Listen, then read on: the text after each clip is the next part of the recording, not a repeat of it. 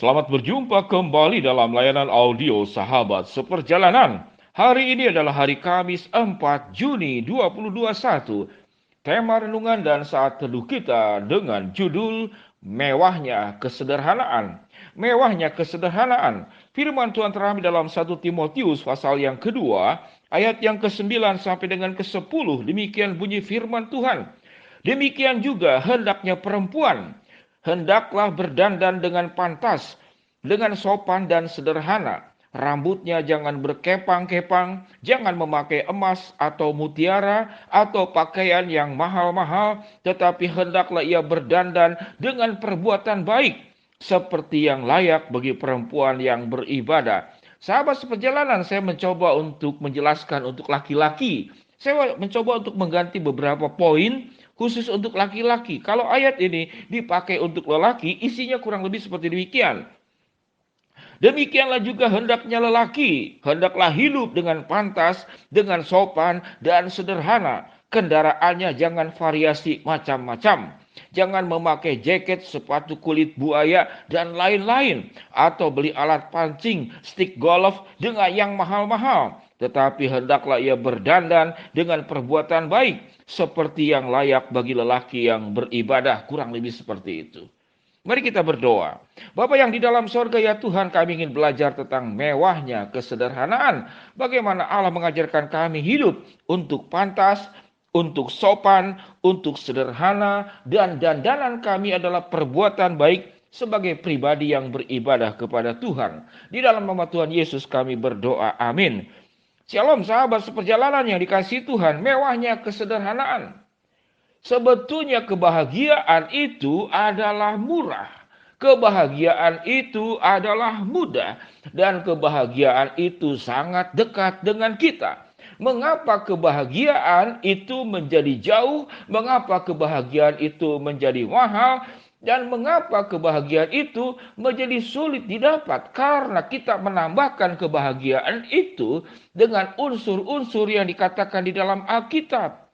Kalau perempuan itu tidak berdandan, rambut berkepang-kepang, artinya bukan tidak boleh berkepang-kepang, tapi berupaya menarik dengan berbagai macam cara dengan tujuan motivasi ingin dipuji, ingin diterima, ingin disanjung, dan dianggap punya kelas tersendiri. Kalau ayat ini dikatakan mungkin dengan pakaian-pakaian yang mahal, kita mengatakan memakai emas dan mutiara bergantungan di mana-mana, di tangan ada, di telinga ada, di mana lagi ada, saudara-saudara? Ya, di jari jemari juga ada. Mungkin sepatumu juga sepatu emas, atau mungkin ikat rambutmu dari emas. Nah, kalau laki-laki juga sama.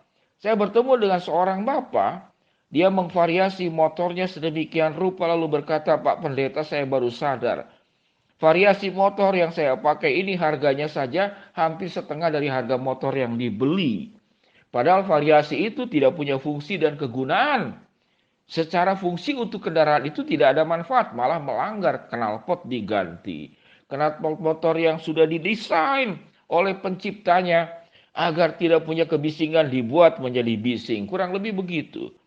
Yang menarik, alat untuk menutup ban belakang motor supaya cipratan air itu tertahan dan tidak naik ke atas, ini malah dicabut. Kelihatannya keren.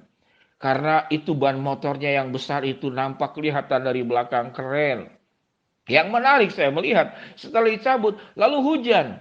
Hujan tentu air itu akan menciprat ke bagian tubuhnya sendiri.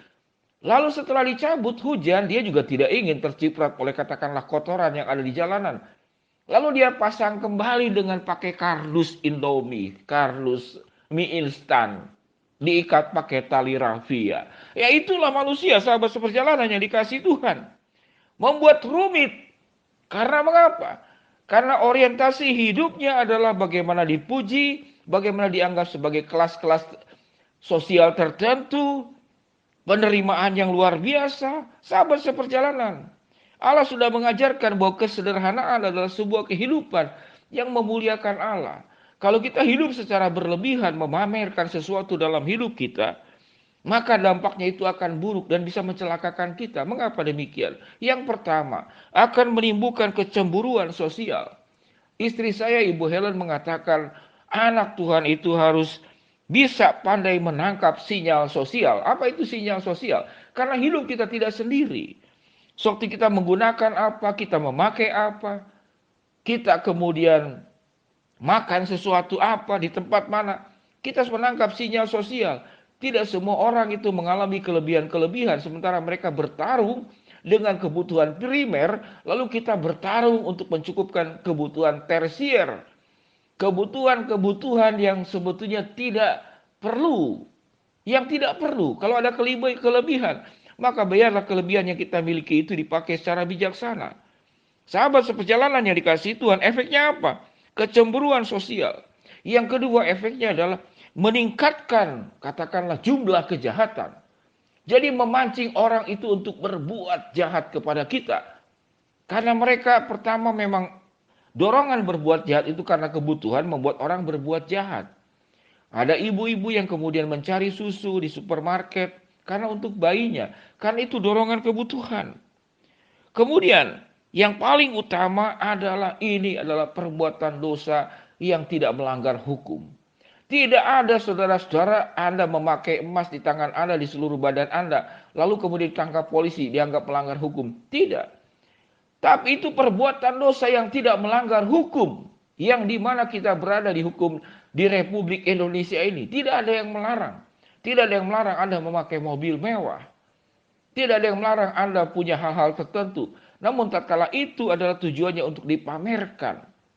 Apakah, sebuah pertanyaan, kelebihan-kelebihan berkat yang Tuhan berikan kepada kita itu untuk dipamerkan? Sementara Alkitab mengatakan kelebihan berkat itu untuk dipertanggungjawabkan, bukan untuk dipamerkan.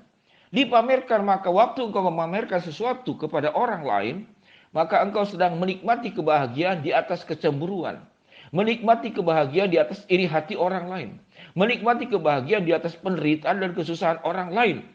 Maka menikmati kebahagiaan di atas kesusahan orang lain, ini adalah perbuatan dosa. Sahabat seperjalanan yang dikasihi Tuhan, setuju atau tidak dengan statement yang saya sampaikan ini? Alkitab mengajarkan engkau hidup itu harus pantas, sopan, dan sederhana. Catatan Alkitab sangat jelas. Sehingga kesederhanaan itu adalah perbuatan spiritual. Kesederhanaan itu adalah sebuah karakter ilahi. Bagaimana cara kita berdandan? Alkitab mengatakan, dandanlah hidupmu dengan perbuatan baik. Sehingga engkau menjadi seorang lelaki atau seorang wanita yang beribadah kepada Allah. Sahabat seperjalanan yang dikasihi Tuhan, apa yang menjadi hak milik kita itu memang urusan dirimu sendiri. Uang-uang saya, barang-barang saya, ngapain kamu ngurusin saya? Ya silahkan kalau itu prinsip hidupmu. Apakah benar yang engkau punya itu semuanya milikmu? Tidak. Bahwa kembali dikatakan apa yang kita punya bukan untuk dipamerkan, namun untuk dipertanggungjawabkan di hadapan Allah.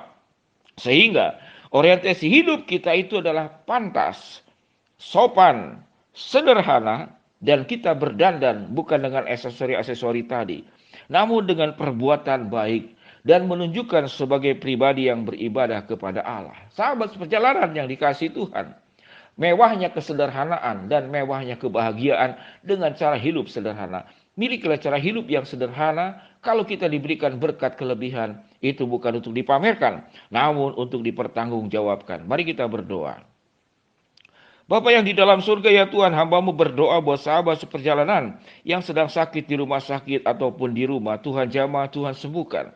Buat sahabat seperjalanan yang sedang menghadapi hambatan, kesulitan, tantangan, rintangan, masalah, Tuhan bukakan jalan. Buat sahabat seperjalanan yang sedang berharap memohon sesuatu kepada Engkau, Tuhan akan mengabulkan sesuai dengan waktu, rencana, dan kehendak-Mu. Kami serahkan ya Tuhan setiap sahabat seperjalanan untuk bisa memahami mewahnya kesederhanaan. Di dalam nama Tuhan Yesus kami berdoa. Amin. Shalom sahabat seperjalanan yang dikasihi Tuhan. Ingat, yang kita miliki bukan untuk dipamerkan, namun untuk dipertanggungjawabkan kepada Tuhan. Bahagia itu sederhana, dan kesederhanaan itu mewah menjadi milik kita untuk kita memuliakan Allah di atas segalanya. Shalom, Tuhan memberkati kita semua. Amin.